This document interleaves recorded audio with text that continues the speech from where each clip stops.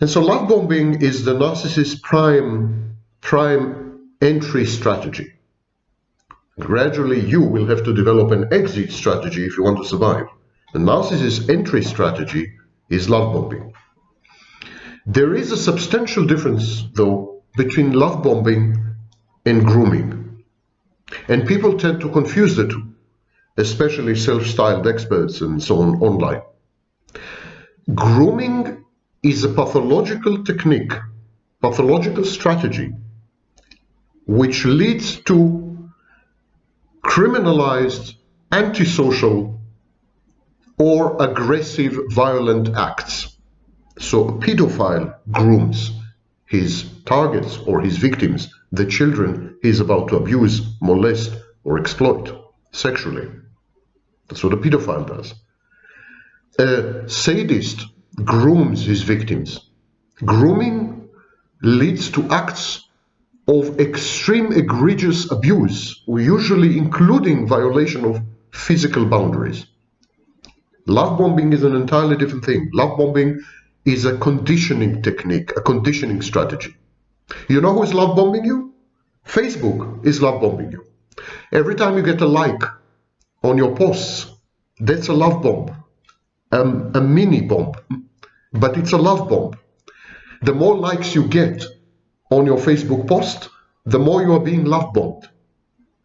So the principle of love bombing also underlies social media, where there is ersatz, simulated love, via likes, via emojis, and so on and so forth. Of course, Facebook is not grooming you, it's conditioning you. It's creating an addiction. It's making it difficult for you to extricate yourself by leveraging and making use of the dopamine pathway in your brain. The same, narcissist does the same. But there's a big difference between the narcissist and the sexual sadist, who is also a narcissist. A sexual sadist will groom you. And the difference between love bombing and grooming is substantial, because grooming is intended to achieve 6 goals. And remember, grooming is mostly done by a person who displays symptoms of narcissism, psychopathy, and sadism, a kind of dark triad of a different sort. And again, grooming is intended to achieve 6 goals. The first one is to establish mastery, a power hierarchy, an external locus of control over you, so that you feel that you have surrendered your life, that you have surrendered control over yourself, your decision-making processes, everything to the outside, to that person. Number 2, in grooming, to mold the target into a mindless and obedient role play.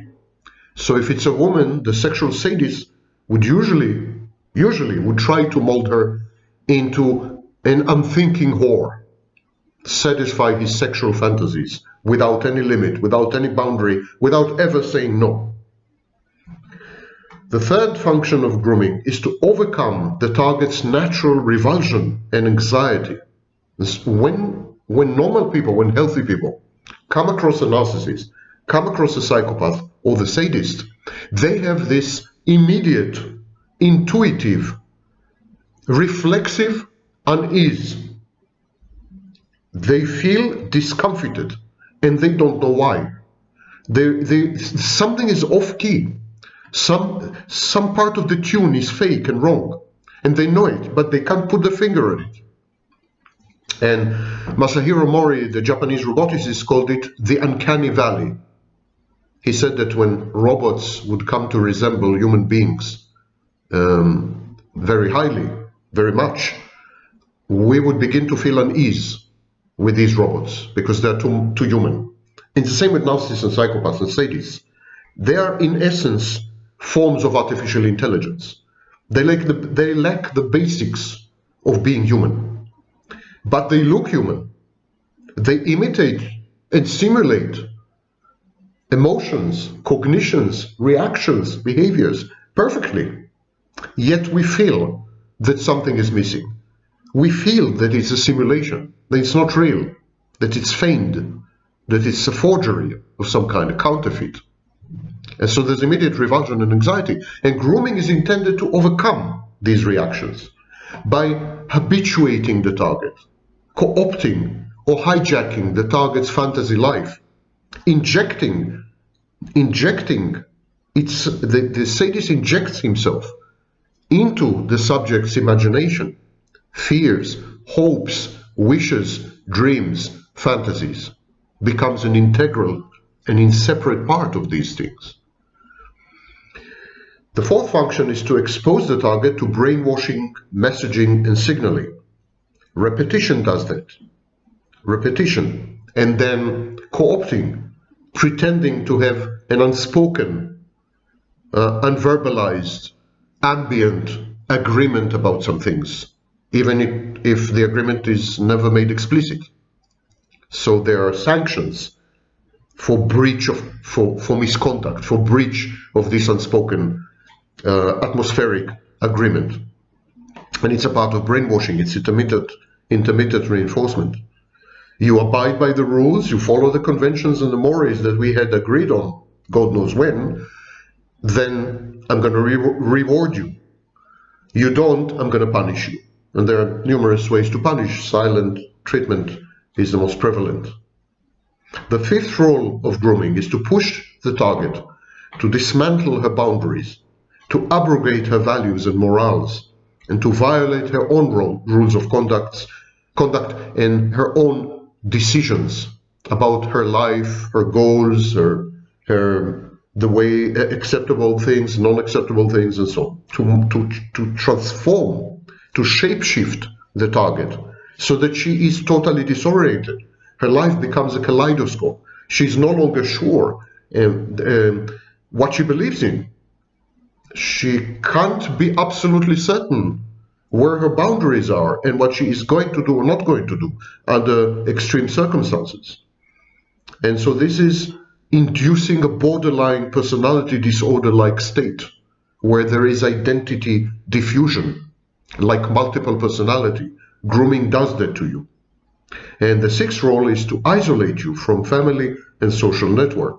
The more isolated you are, the more dependent you are on the source of the grooming. So put together, grooming creates a shared psychotic space within which the shared fantasy thrives on false promises and false premises. And there's a make-believe role play. Whenever the woman tries to exit this common territory, this common delusional territory, she's punished. If there is physical proximity, she's punished with sadistic sex, egregious abuse, withholding, outright rejection, humiliation. If it's electronic or digital communication, there's silent treatment, there are mocking messages, there are threats. And finally, the only way open to her is to resort to another man with whom she can create an alternative sanctuary, however fantastic, however brief. And so many such women cheat, and the shared fantasy is irrevocably undermined. And this creates in the narcissist or sadist or psychopath mortification. And the woman is now perceived as a threat and she's shunned. Mission accomplished. The cheating is one strategy. Betrayal, I would say, is a more generalized strategy. Cheating is one strategy, but for example, challenging the premises and the foundations of the shared fantasy. Not agreeing to serve anymore as a source of narcissistic supply. Mocking and deriding the narcissist's grandiosity. Humiliating the narcissist in public, in front of peers, colleagues, and so on. I mean, there are quite a few strategies, quite a few exit strategies from the shared fantasy or shared psychosis, but they all involve a kind of betrayal. Betrayal of trust, betrayal of unspoken compacts and agreements, betrayal of expectations, dreams, hopes, and fantasies, which at some point are shared, betrayal of the power hierarchy, challenging the narcissist's superiority, challenging the sadist's access to the body, etc. So all these are exit strategies. Now,